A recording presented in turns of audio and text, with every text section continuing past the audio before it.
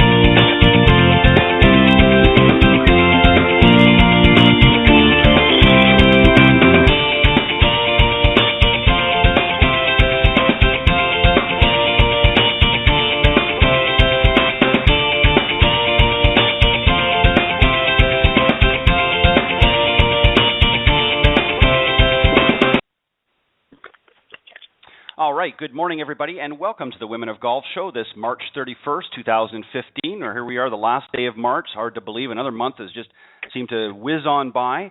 I'm your host, Ted Odorico, and alongside me here, of course, is our co-host, LPGA professional and Legends Tour player, Mrs. Cindy Miller. Cindy, welcome. Well, thank you, Ted. It's great to be here. Yeah, another Tuesday morning, and sun shining here in Florida. I know you were just here, I believe, last week in Florida. We're going to talk about that here in just a second, but let me remind everybody that we are live every Tuesday morning from 9 to 10 a.m. Eastern Standard Time, and the easiest way to get to the show is go to blogtalkradio.com and type in Women of Golf up in the search key, and that will get you right to the show. And you can listen live every Tuesday morning, as I said, from 9 to 10 a.m. Eastern. If you happen to miss the show and want to catch up some of the highlights, you can go to the link there and just scroll down to the on-demand section, and you can see any of the previously recorded programs. Or you can also go to iTunes.com and search on podcasts and golf there, and that'll get you there just as easy. But thank you for joining us this morning. And as always, if you're interested in calling into the program, you can do so at area code 347-945-5855. Or you can email or questions or comments to the show at womenofgolf@gmail.com. Always looking forward to reading any comments that come our way. And if you want to reach either myself or Cindy personally, you can reach me at ted.golftalklive@gmail.com. And Cindy, of course, you can reach at cindy@cindymillergolf.com. And also, if you're interested in coming on the show, if you're in the golf industry, and maybe you think you have something that you'd like to share with our listeners, you can reach Cindy at cindymillergolf.com, and she'll be more than happy to work you in the schedule. Coming up this morning here in just a little bit, we're going to be joined by Donna Henrich. She is the owner of Woods to Wedges. It's a club repair and fitting studio up in New York area, and she is going to be joining us here talking all about, I'm kind of excited about this because we really haven't had anybody to talk about this end of things, Cindy. So it'll be interesting to see what she has some insight to share with about how to be properly fitted and what to look for when buying a new set of clubs. And she's really good at it. She's done it forever, so I trust her with all of my clubs. Yeah, and so you should. Always very important. A lot of the club fitters that are a lot of times, especially by the amateurs, certainly not by the professionals, but are often overlooked and underappreciated. They play a very important role in getting that equipment. If you don't have the right equipment, you're not going to be playing your best golf. And speaking of golf, Cindy, you, as I was sort of hinting to a little bit earlier at the beginning, that you were down in Florida here, I believe, last week doing something. Tell us what you were doing last week here in Florida. Well, the Golf Channel and the LPGA have made an arrangement to allow us to do some tips for the Golf Channel that will be aired online and possibly in some of their shows, their instruction shows. So we had to do an audition reel, if you will, a tape and a tip that needed to be sent into the Golf Channel back in November. And Right. the Golf Channel and the LPGA and Craig Can, their chief communication officer, reviewed all the video tips, and they chose 20 people to be trained in, how to do a tip, how to make it Right. clear and concise and communicate and high energy and have it be fun. And then they also, you need to learn something. And Right. then they chose 10 of us to come down and film the tips last week. So we did that. And we did 30 tips in one day with one Golf Channel crew. So Wow. I happened to be the first person. We had to be there at 6:45, and it was really kind of fun. My first tip was playing in the elements, which there's no better person from Buffalo to teach you how to play in the elements. So it was really kind of fun. Each one of us did 3 tips. Some of us, you had to do a little more than one take. The airplanes kept flying over. We did it at LPGA International. We flew into Orlando and then went over to Daytona, which is where headquarters is. And we Right. just had a great time. I'm so thrilled that most of the crew was still working there from both of the big breaks that I did and the Golf with Style show. So when I walked in the conference room and I saw everybody eating breakfast, I was like, "Oh my gosh, how are you?" It was really a lot of fun. Yeah, and a lot of people don't realize this. As an instructor in golf, one of the things that we always have to keep fresh and everything in our heads is, giving tips. It's a little bit different giving tip on the range or on the course than it is doing it in front of a camera. Because a camera, of course, they want to make sure everything looks good and that you're facing the right way when you're supposed to. And you've got, of course, on top of that, you've got to remember everything that you want to say, and you've got to keep it in such a way that you're not getting too lengthy in your words, and that's not an easy task for some. Well, it's funny because the tips was supposed to be 90 seconds, no more, no less, give or take a few.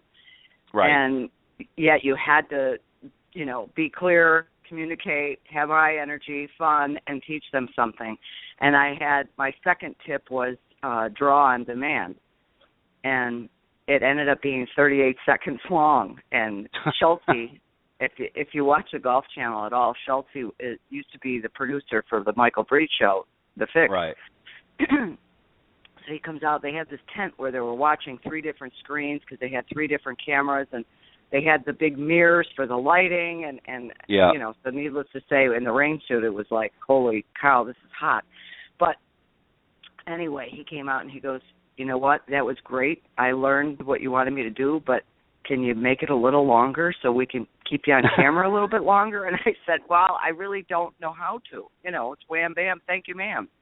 See you later, bye." So, sometimes too short, sometimes a little too long, but you're right, you have to be very aware and clear. And, so I don't think many of us did one takes. It's certainly people don't appreciate, when a lot of the instructors we see, whether it be on the Golf Channel or some of the other golf programs, just what goes involved. I mean, it's not always a one-take thing, and it's very seldom, in fact. It's the type of thing that you've got to be very conscious because, you're not.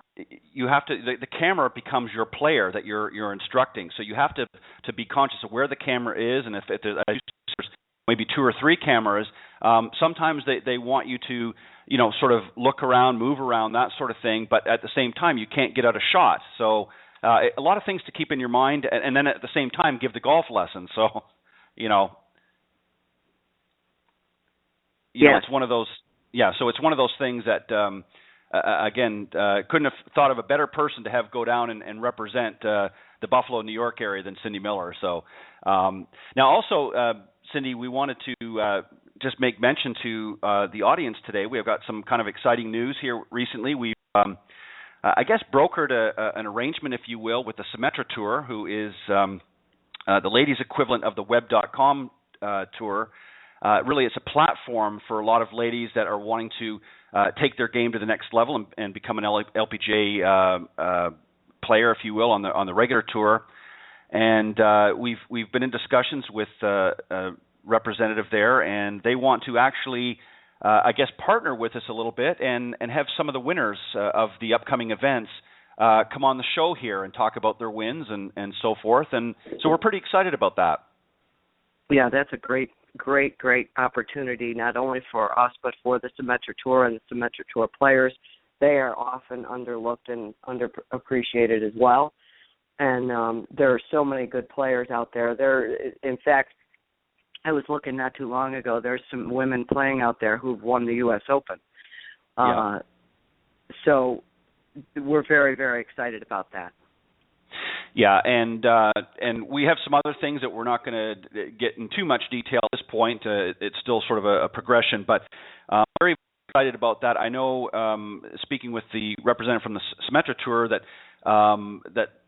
they're excited about having these young ladies come on and talk about their game and talk about particularly their wins, and what better way to have a guest on the show when they're fresh off a win. So, there'll be certainly lots of excitement, and we definitely want you to tune in. And we also want, for those of you listening to the show, particularly this morning, we want you to help spread the word about the Women of Golf show. Cindy and I, put a lot of effort into bringing the show every week and having a lot of great guests coming on, not only some new guests like today, but some older guests that have been on the show before, like Jane Blaylock from the Legends Tour, who's been on here several times now, and a lot of the great legends of the game that have been on here, Kathy Whitworth, Rosie Jones, and Carol Mann, and many of the others that have come on the show.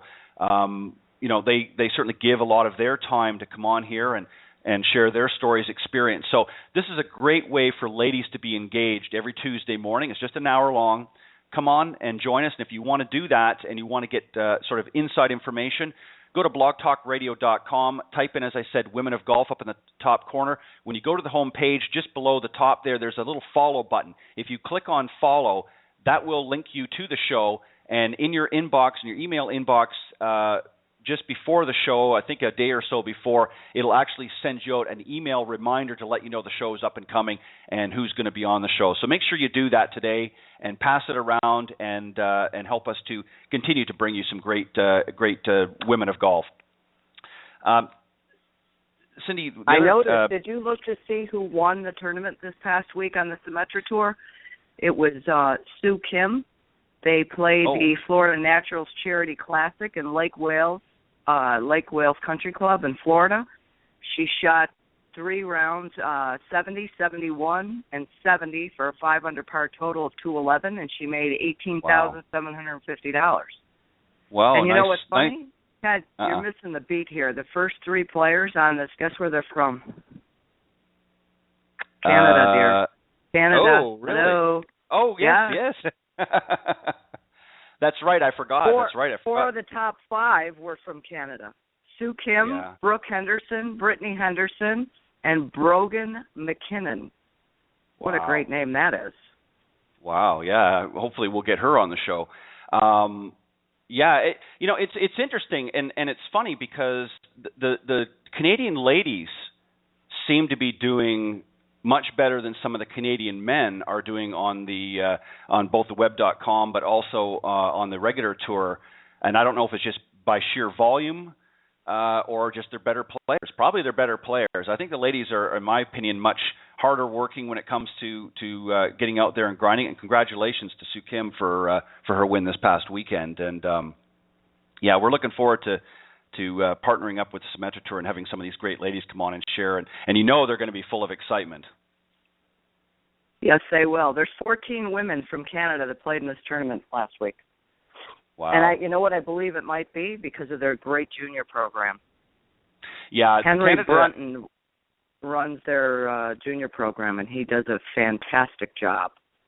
Yeah, and that's important. I think having a good junior program is a good stepping stone for a lot of, not just the ladies, of course, the guys as well. But I think if you have a good junior program and somebody that knows what they're doing and knows how to really get the best out of each of the players, that's a recipe for success down the road. And that's probably why, as you said, the last few winners have been from Canada. So kudos to the Canadian ladies and keep going. Not that we don't want the U.S.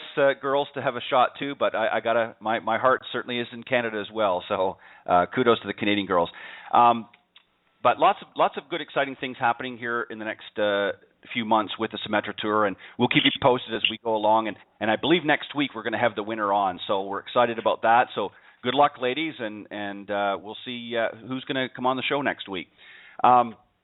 I want to just read a little bit here, Cindy, about our guest coming up here before she comes on. She's not quite here yet, but she'll be joining us here momentarily. But as we mentioned here earlier in the program, Donna Henrich is the owner of Woods to Wedges. It's a club repair and fitting studio up in New York. And just let me tell you a little bit about Donna, and then we'll bring her on as soon as she's available.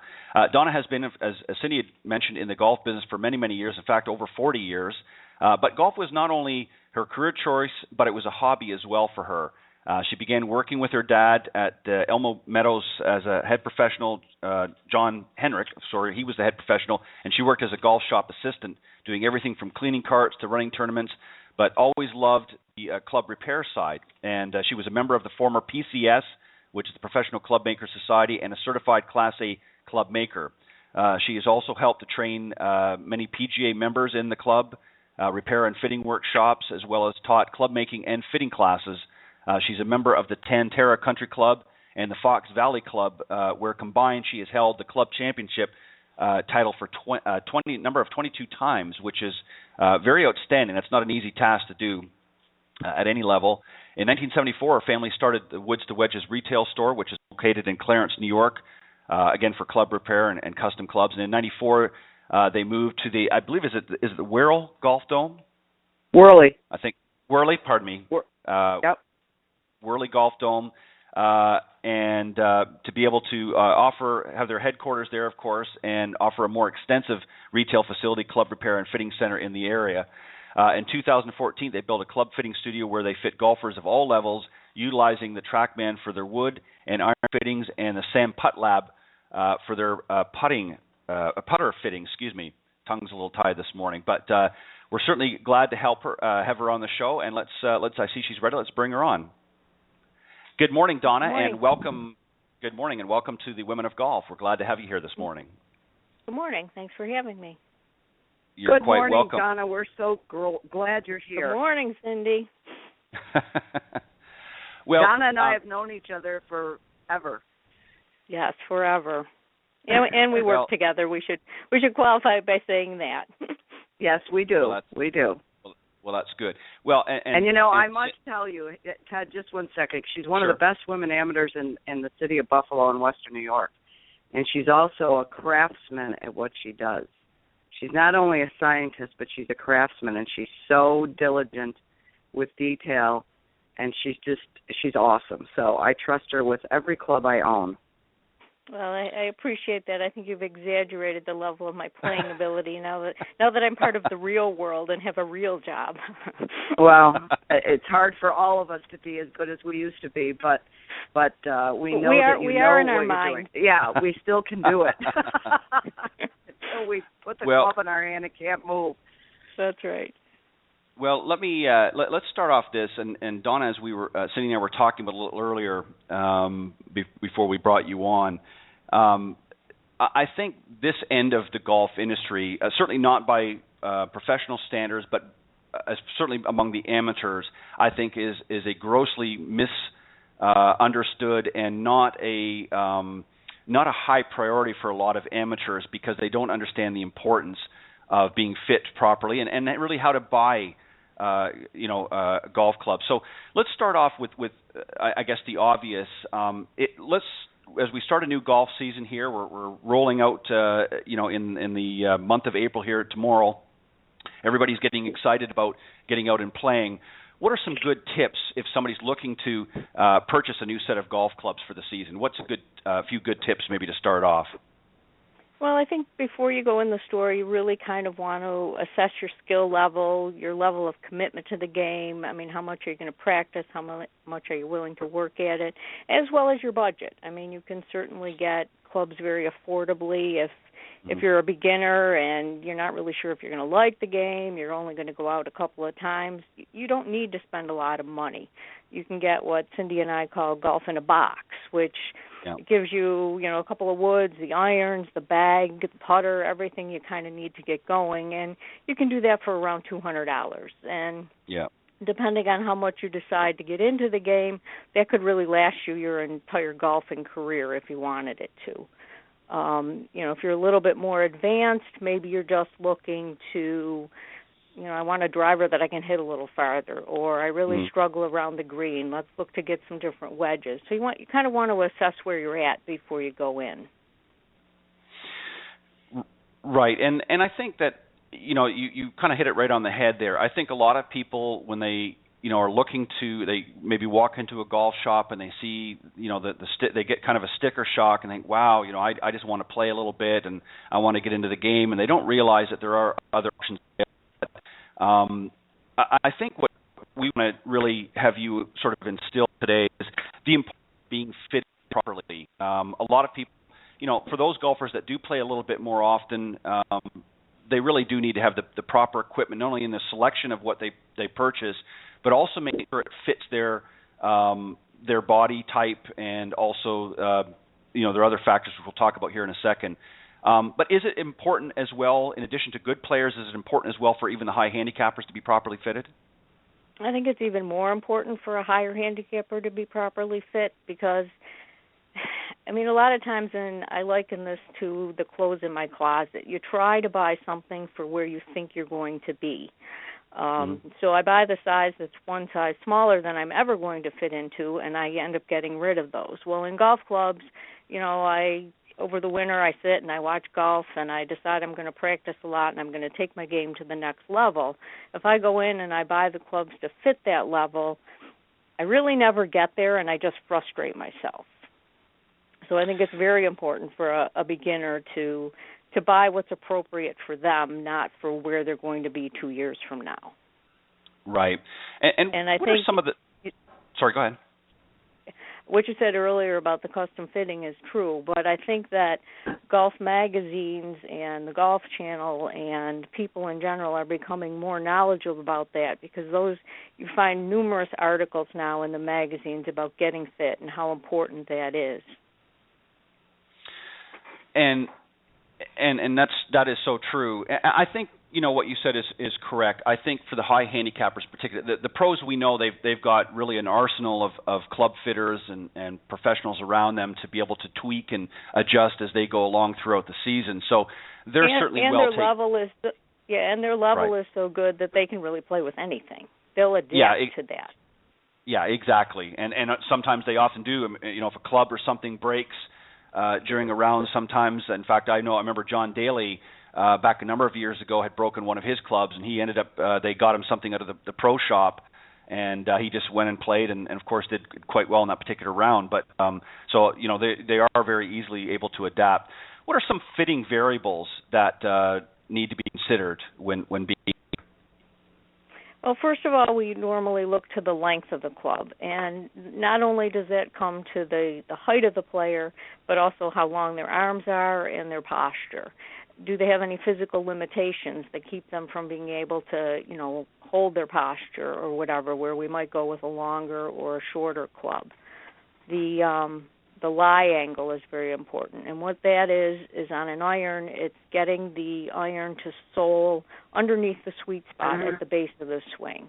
If you play with a club where we use what we call a lie board, so we'll put a carbon back piece of tape on the bottom of the iron. We'll have you strike that iron off the board. If you consistently make marks on the heel of the club, the ball is automatically going to go to the left. So you can have the best swing in the world, but because the club didn't fit, everything's going left on you. And on the flip side, if everything's hitting on the toe, it's going to go to the right. So just solely by getting the club to fit you properly, we're going to improve your accuracy. Shafts come in different materials. Steel shafts, graphite shafts. Graphites are lighter.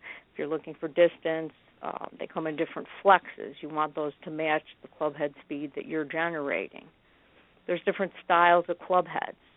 There's blade styles, which are more suited to the better player. There's wide-soled cavity back irons, which are more suited to a beginner-type player. So it's getting the proper head style. grips come in different materials, different sizes. You want that grip to be able to fit your hand. If a grip is too small, you may have too much hand action. Again, hitting shots to the left. Put a bigger grip on it, you're going to reduce that. If you're a slicer, the last thing you want to do is put a real jumbo-sized grip on your club because it's going to impede your ability to be able to roll that club face shut. And then I think one of the most important club fitting variables, which nobody ever talks about, is getting the proper set makeup. Which 14 clubs are going to benefit you the most? Yeah, and that's so true because especially in this day and age, you've got long irons were something that was always in the bag, and a lot of people now have moved on to hybrids and some other options available. And that, you're right, that's something that isn't really talked about very much. They're certainly selling them out there, but I don't think they're really explaining some of the benefits and how to put a set of clubs together that are going to work best for you. Let's also talk about, and I want to go back just a little bit about the shaft. I had a gentleman recently, an elderly gentleman, he'd probably in his 60s, and I want you to kind of explain kind of what happens as we get older. For instance, this gentleman has a stiff shaft in his driver, and he's, of course, hitting everything to the right. He went out and just by coincidence he had taken the club out of his bag and didn't have that particular club that day, and he was playing with his wife, so he was using his wife's driver, ended up hitting it straight down the middle. Explain why sometimes we have to, as we get older, we need to change out the shaft. What sometimes happens, that stiff shaft maybe we've used for years isn't going to work anymore. Explain why sometimes that can happen. Sure. What you want to do is be able to match up the flex of the shaft to the club head speed you generate. And as a general statement, as we get older, we don't generate as much club head speed. So if you're not able to bend and flex the shaft, you're really sacrificing distance and accuracy because you're not allowing the shaft to work with you. Going to the lighter weight graphite is one way to increase distance as you get older. Going to a little bit more flexible shaft. But in addition to that, he may hit that club farther because his wife's driver probably had more loft on it than his driver had. Sure. As you lose club head speed, you need to be able to launch the ball higher to carry it farther. Right. Cindy, I wanted to ask you, since you've obviously worked with Donna on your clubs, what are some things that she's helped you to? I mean, obviously you're a much more seasoned player, so you know what to look for in that. But talk a little bit about some of the things that you've benefited with your relationship with Donna and helping you match up the appropriate clubs for your game. Well, I've been fit on her TrackMan machine, and a couple years ago I wanted to hit it farther, so I got some graphite irons that I did hit farther, but I didn't hit them as straight, so my pattern wasn't as close together as you would say. So this past fall, or really last summer, I was at the LPGA National Teaching Championship, and Titleist was one of our sponsors, and I went over and I tried one of their irons with an NS Pro, which is a very lightweight steel shaft, and it really felt good. Again, I didn't have time to get fit at that, I was getting ready to play in a tournament, so I wasn't going to mess with it. But I came back and I was able to come into Woods to Wedges and get fit with Kevin, and I did hit, my pattern was much closer with this steel shaft than it was with my graphite shaft. So I bought new clubs because of it. Wow. And that's kind of a fine line that we kind of work with each individual on. Of course, everybody wants to hit it as far as they can, but accuracy is important too. So it's kind of a combination of getting the most distance you can without sacrificing the accuracy. Right. What are Donna? What are some misconceptions that many people have with respect to the equipment out there? What are some common misconceptions that you come across, and maybe we can kind of enlighten some of the listeners to some of these? Yeah, I think one of the biggest ones is if I make my driver longer, I will hit it farther. And that is only true if you can continue to hit it on the sweet spot. They did some player testing, and it showed that the difference between a 43-inch driver and a 45-inch driver is 1 yard. Now, keep in mind, you have to hit it on the center of the club face to get that full yard. For every quarter of an inch that you miss the sweet spot, you're going to lose 5 yards.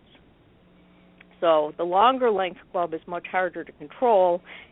You have a much bigger chance of mishitting that. So is it really worth 1 yard for the, one time in 4 rounds that you're going to hit that? If you consider that the average length of the driver on the PGA Tour is 44.5 inches, and the average length of a driver sold today is 45.5 inches, the tour pros have figured out something that the marketing people have not. And the reason they make them longer is for that one shot that you're going to hit in 4 rounds 20 yards farther, because that's why you're going to buy the driver. But you're really much better served to play with a shorter length driver, because overall you're going to get more distance and more accuracy. And the way you can kind of test your own driver to see if you're playing a length that's too long for you would be to get some impact tape, or you can use masking tape. But put something on the face of the club that will show you where the ball is hitting on the club face. If you continually are hitting it back towards the heel, that club is too long for you. Right. And what about I think this is obviously a misconception as well. Newer clubs hit farther than older clubs. Is that true or false? It's true, but it's not true for the reasons that people think. It's not because of the titanium material or any of the other special materials that they use in clubs today. It's true because the loft of today's 5-iron is the same as the loft of yesterday's 3-iron. And that's another reason that people can't hit 3 and 4 irons anymore, is because they're really the 1 and the 2 irons of the 70s. Yeah. So they go farther, but you're not comparing equally. Right. And it's the ego issue. That's certainly, and especially with the men, I think the men fall into that category much more easily than the ladies do. Now, something that I was kind of surprised, because you hear a lot of different feedback, but one of the other misconceptions, you don't have to be fit for a putter. Is that correct? Very few people are ever fit for a putter, and very few shops offer putter fittings. But when you think about it, you use your putter twice as much as you use any other club in your bag. I mean, you use your driver maybe 14 times. On a good day, you use your putter 28 times. On a bad day, 36 plus. So the three key variables, I think, what we found in the putter fittings is getting the right length of the putter and the right lie of the putter, so that your eyes are directly over the ball, and then the right loft of the putter.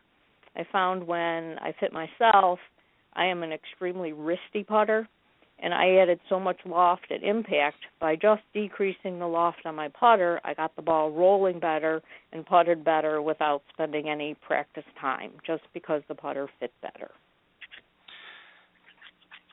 Let's, I guess, for lack of better words, let's kind of take a scenario here, and you're certainly welcome to. We can use Cindy as a guinea pig if we want, but I thought I'd throw you under the bus, Cindy, for this morning. What are some things that you do when somebody comes into your shop and is looking to be fitted? Maybe they've got a new set of clubs, or they're about to purchase a new set of clubs.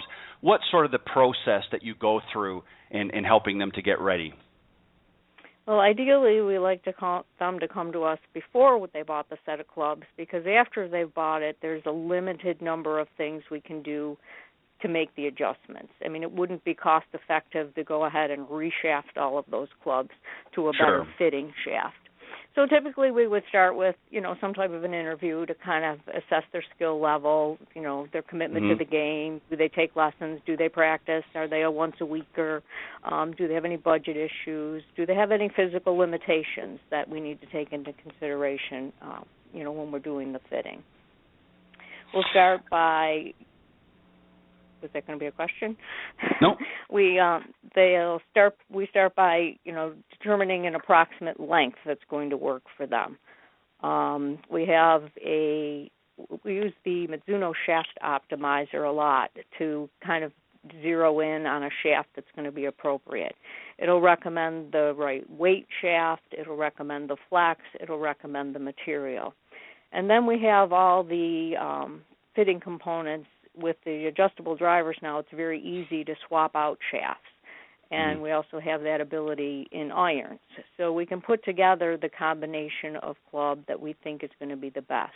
We typically like to start the fitting with your own club because typically people want to buy something that's better than what they have. Sure. So we'll start and we'll get that as our baseline, and then we can put together different combinations. We don't get so specific to say that, brand A with this shaft is the perfect one for you, because it doesn't matter if it says TaylorMade or Callaway or Ping on the bottom. What we're looking for is the right launch angles and spin numbers. And, we give you the numbers. We say, here's how far you hit it. Here's the one you hit straighter. And ultimately, it's your choice to decide. Then we'll finish up by, going over the grip. Choosing the material is really up to you. If you have some arthritis or joint problems, there's some that are more cushioned than others, so we can recommend styles like that. If you have problems closing your hand, you can go to something a little bit larger. And then ultimately the last step would be to go through the set makeup.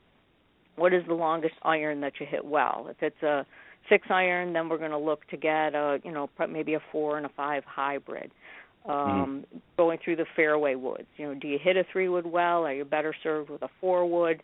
Are you better with lofted woods than you are hybrids? There's kind of a crossover category, which would be your lofted fairway woods, your hybrids, and your long irons.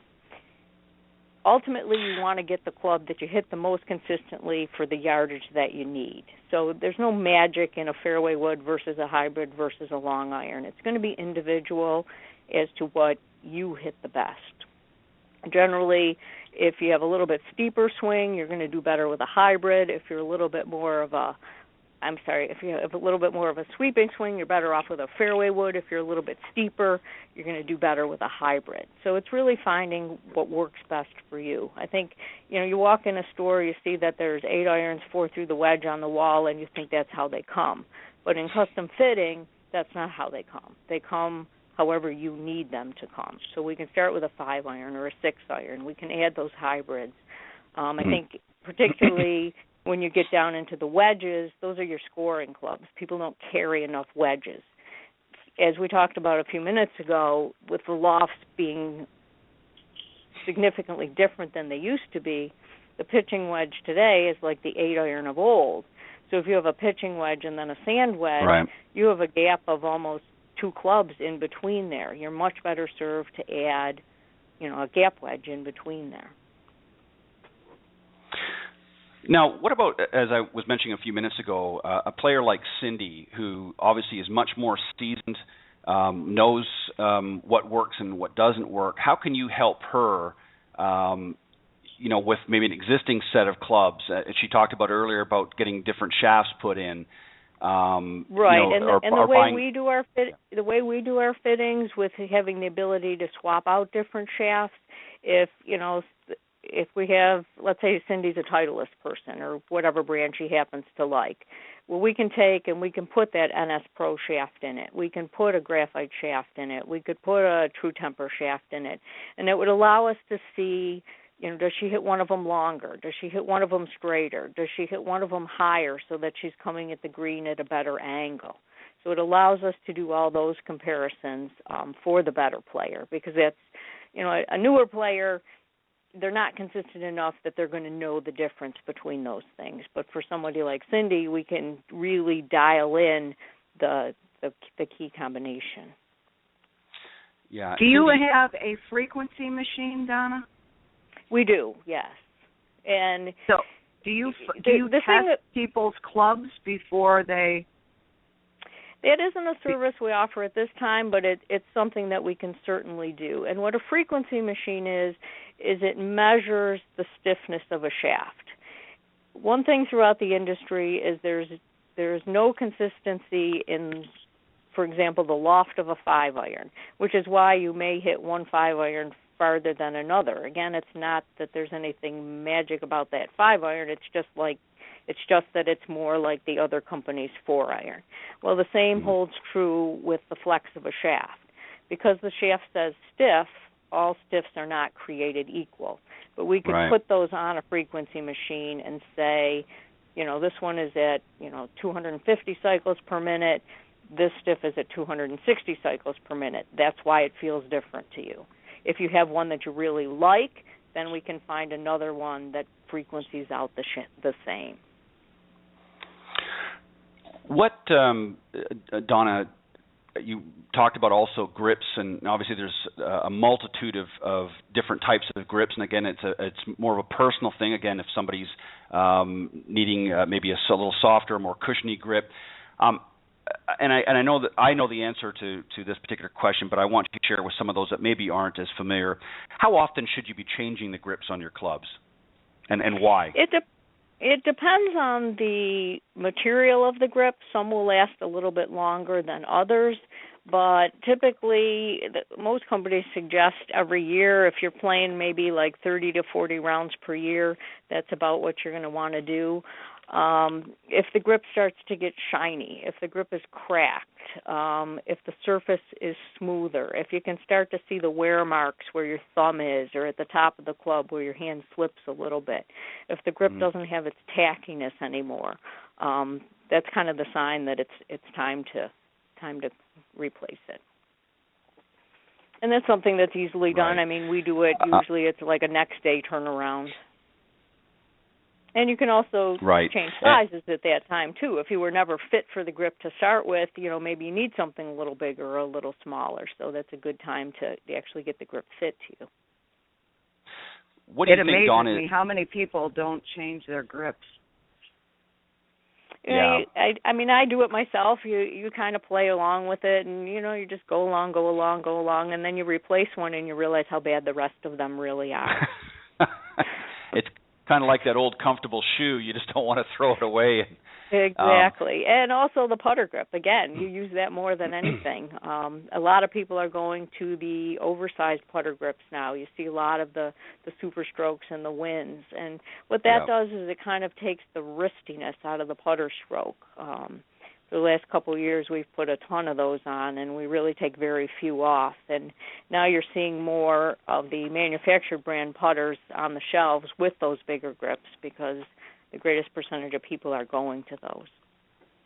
Yeah. What do you think is the most common fault when buying new clubs, and what do you think is things that you need to look for when you're purchasing? Well, I think the biggest mistake people make is not getting fit, not going somewhere where they're really golf knowledgeable people, because you can really shave strokes off your game by getting the right combination of clubs. I think the biggest thing that's overlooked is the set makeup.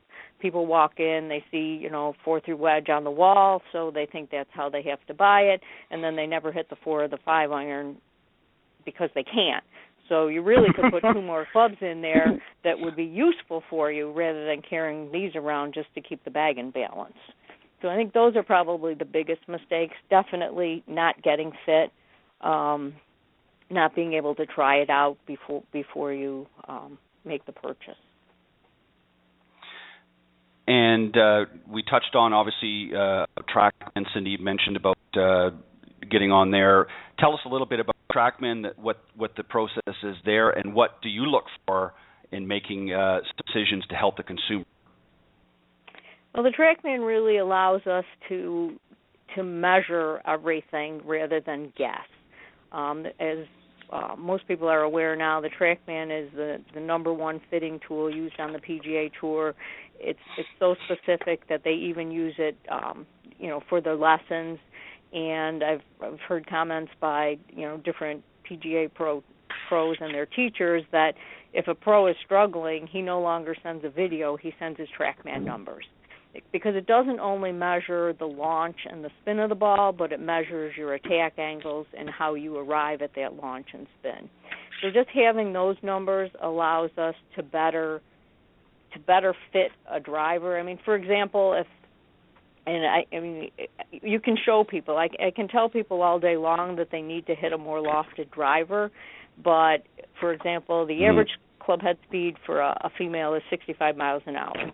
If that lady is hitting a 12-degree driver, she's going to hit that about 106 yards. If I give her an 18-degree driver, she's going to hit it about 122 yards. So she's picked up 16 yards, and I can show her that by being fit on the track band. You know, you can see the ball flight, you can see the numbers. So without ever hitting the practice range, taking a lesson from Cindy, or doing anything different, I just got her 16 more yards off the tee by getting an appropriately fit driver. Right. What numbers are the most important? Launch, I would say launch, spin, smash factor, and then smash factor. Attack angle probably as well. You want to be hitting up on your driver to get the most distance, down on every other club. So if you're hitting down on your driver, you're not maximizing what your swing potential really is. Smash factor is a combination of the club head speed and the ball speed, and it really says how accurately am I hitting this on the club face. And with a driver, the perfect smash factor is 1.5, I think? 1.5, yes. So the closer you are to 1.5, the more efficiently you're hitting it. Okay. And irons as high as possible. Irons would be less, yeah. I'm not, off the top of my head, I'm not exactly sure. I would say it's probably down around 1.3, 1.2. Yeah. Very interesting. So Donna, tell us a little bit about... Out. I'm sorry, Cindy? Takes the guessing out. Yes, it does. I mean, we don't guess, we measure, is what we say when we do our fitting. Donna, tell us a little bit about your facility, how, for those that are in your particular area, how they can get in touch with you if they're interested in coming and if, as I said, especially those that are looking for a fitting or looking to purchase a new set of clubs for the year. How can they get in touch with you, and tell them a little bit about the facility, what they can expect, what kind of experience they can expect coming there? Sure. We have kind of a unique facility. It's we have about 100 yards of hitting space inside an air dome, so we're open year-round, so you can certainly practice throughout the winter. And this winter, with it as horrible as it's been, we've really had a lot of people out. We have the store, which is about 6,800 square feet, where we do all our TrackMan, sand putt fittings. We also, carry a full line of, ladies' clothing, men's clothing, rainwear, balls, equipment. We kind of specialize in the fitting aspect, which makes us different from everywhere else.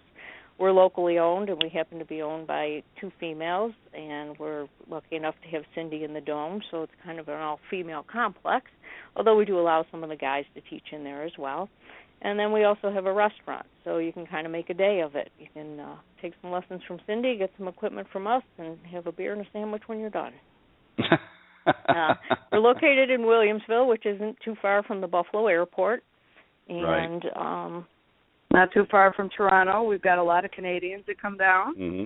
Yep, we get a lot of people from Rochester and Erie as well. So very good. Well, as I said in the beginning of the show, Donna, I think this part of the game, particularly by the amateurs, is vastly misunderstood and I think underappreciated, in my opinion. I don't think the average high handicapper out there really understands the importance of being fitted properly, especially before you go out and purchase that new set of clubs. What a world of difference. I know for a fact many people that I've taught over the years initially, would come with a set of clubs that they've been handed down from an older brother or something, and they just were not very well fit. And once we got them in and had them properly fitted, what a world of difference it made in how they were able to play and hit the balls properly. And I think once they do that, for that little bit of investment, I think it's well worth it. Don't you agree? Oh, absolutely. I mean, why make the game harder than it already is before you even get started? And I'm sure Cindy can attest to the same thing. I mean, we see so many people that come in, the wife wants to get started, so she gets the husband's clubs so he could get new ones, which are too long, too heavy, too stiff, probably a blade style, and she's got, 2 strikes against her before she even gets started. So, yeah, definitely, make the effort to get fit if you're going to make an effort to learn the game. Perfect. Well, Donna, we want to thank you for joining us and sharing some insight on the club fitting, and thank you for sharing a little bit about your facility as well. And thank you for joining us on the Women of Golf this morning. Well, thanks so much for having me. I hope everybody took away something from this, and we'll see a lot of people getting fit in the future. We certainly will. Thank you, Donna, and you have a great day. Thank you, Donna. Okay, thanks. Thanks, Ted and Cindy. Have a great day. Bye. You too. All right. Bye-bye. Very interesting, Cindy. As I said, a lot of people really don't appreciate, I think, just the importance of doing that. And you yourself, of course, being playing at a much higher level than the average handicapper out there, you obviously understand the importance of that. Absolutely. And there is no more guessing because you're measuring. Yeah, and there's no need to, if you, as she indicated in the beginning, if you're just somebody that's going to go out and play once in, on a blue moon, if it will, then you don't really need to maybe go to that extent. But I think if you want to play, and especially some of the women that are getting out there in the corporate world now that want to play and want to make it part of their business model, and getting out there and networking in that, I think you need to be properly fitted. You need to be outfitted well with the right equipment for you, for your game, and what your aspirations might be. As I said, at the professional level, it's a much different formula, if you will. But for the businesswoman or for the lady that wants to go out there and play with your husband, don't accept the hand-me-downs. Get him to pry open his wallet and get him to go out there and get you fitted properly and get a new set of clubs that are going to be right for your game. Yes, absolutely. And I know that you see this a lot, over the years with your teaching, Cindy. You're not just a player, but you're also a great teacher. As I've said many times on the show, you're certainly an asset to this game, and proof of it is being invited to go down and participate with the Golf Channel and their new tips program, and I wish you much success on that as well. I know you're going to be a definite asset, and anybody that tunes into that is certainly going to benefit from your expertise. Well, thank you, Ted. Well, Cindy, I think we've got a great season ahead of us. As we talked about at the beginning of the show, we're looking forward to welcoming some of these young ladies from the Symetra Tour, some of these winners coming on here talking about that, and some other projects that we have in the fire, if you will, with the Symetra Tour. But we're going to continue to help grow this game, and you and I together are going to help some of the women out there learn from some of the best ladies in the business, both players as well as in the business side of golf. So let's go out there, enjoy our day, and Cindy, as always, thank you for all that you do and help putting the show together and bringing some great guests on the show. And we want to thank you, the listeners out there, for tuning in each and every week. And as I said earlier, visit our homepage, blogtalkradio.com/Women of Golf. Click follow on that page and get updates on when the next show is going to be available and who's going to be on that show, and share that link as well with as many people. The more people that we get, and we want to get you engaged as well. We're going to try and do some things over the next few months to help do that, but we really want to get some of the ladies, that are tuning in out there to get more engaged. By all means, feel free to call into the program anytime during the live broadcast Tuesdays from 9 to 10 a.m. Eastern Time, and you can do so by calling area code 347-945-5855. Again, want to thank our special guest, Donna Henrich, for joining us from Woods to Wedges up in New York. And Cindy, as always, thank you and have a great week and great weekend. And we'll see you next week on the Women of Golf. Thanks, Cindy. Thank you, Ted. Have a great week. You too.